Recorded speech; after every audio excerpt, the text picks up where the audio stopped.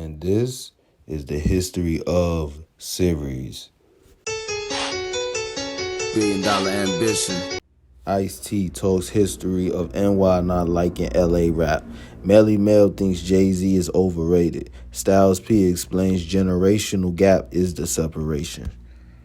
Back when this was after Self-Destruction had come out. These people are the Self-Destruction, Stop the Violence movement, and you're about to watch the Self-Destruction video. And NWA was starting to really pick up momentum. So, hey, you're not supposed to be in here, man. Wait, hold it up. You're not supposed to be here. Hey, who you got? Hold it up. Performing 100 miles and running. This is NWA. And I'll never forget it. I think it was in Spin, but it was like a lot of the rappers that I revered from New York.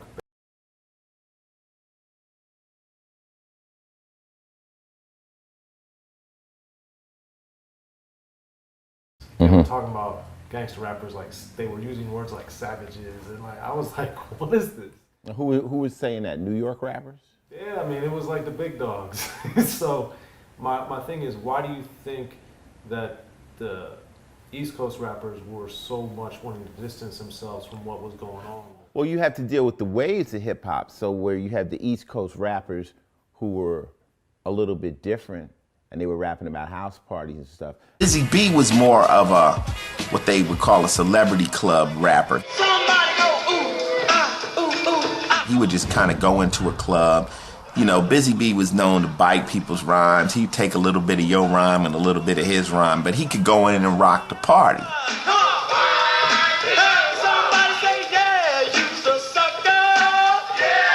Busy B represented the 50s, 60s, and 70s. Barba dang a dang diggy diggy. The hip to the hip hop, you don't stop the rocker to the bang bang boogie. Say up jump the boogie to the rhythm of the boogie to beat. Now what you hear is not a test, I'm rapping to the beat. Kumo D was more of a serious rapper who wrote rhymes and he was in the treacherous street. Good look, this is the last time you'll ever see this picture. Only a few battle masters know how to beat the party MC, because in a lot of cases the party MC will look like he won, but if you listen to it on wax or if you listen to it once you got the tape home, you would probably hear more poetic value in the other guy. But the party MC is about the live interaction.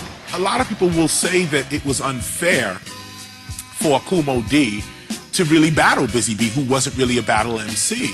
But Busy B was a battle MC. He just battled in the old-fashioned way, which was to basically who can rock the party the most. The battle with Busy B was... Come on, Busy B, I don't mean to be bold, but put that all-day bar bullshit on hold. We gonna get right down to the nitty-gritty. Gonna tell you a little something why you ain't shit.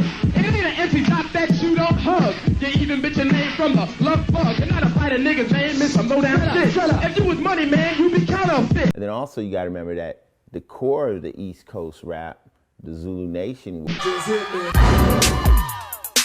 Just hit the phone and hit me. Just get on down and hit me. That bot just getting so funky now hit me. Yeah. Were actual ex-gang members. So New York was moving away from it. You know, they were trying to move away from it. So they were maybe in a sense of denial. Like, hey, you know, we're not trying to do this. We're doing something different. But then slowly but surely, you know, KRS and them came with Criminal Minded. Wa-da-da-dang, wa-da-da-da-dang. Hey, listen to my 9mm go bang. Wa-da-da-dang, wa-da-da-da-dang. Hey, this is KRS-One.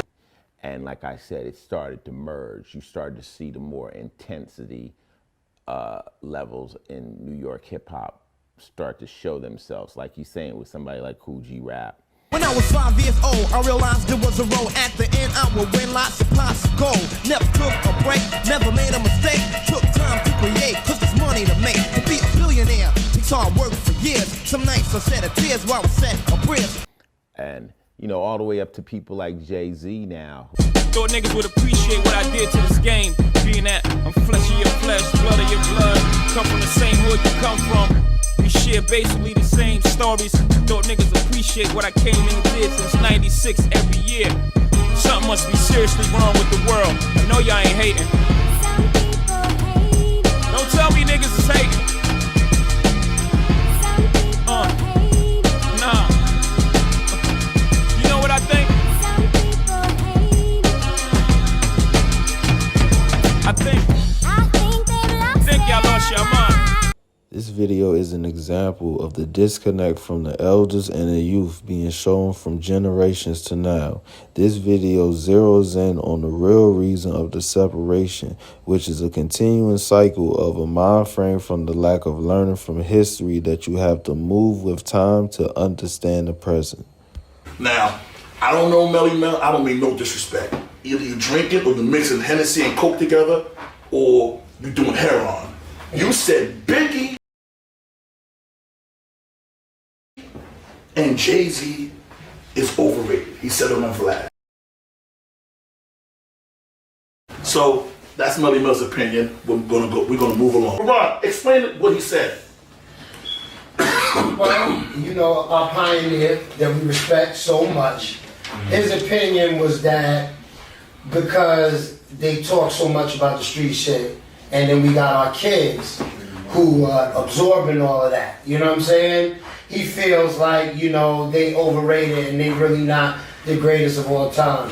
Well, basically, the old school and the new school is something that just came about like maybe a few years ago when rap just first came commercial. With just brothers out there making money, you know, spreading rap across the world and getting rap known.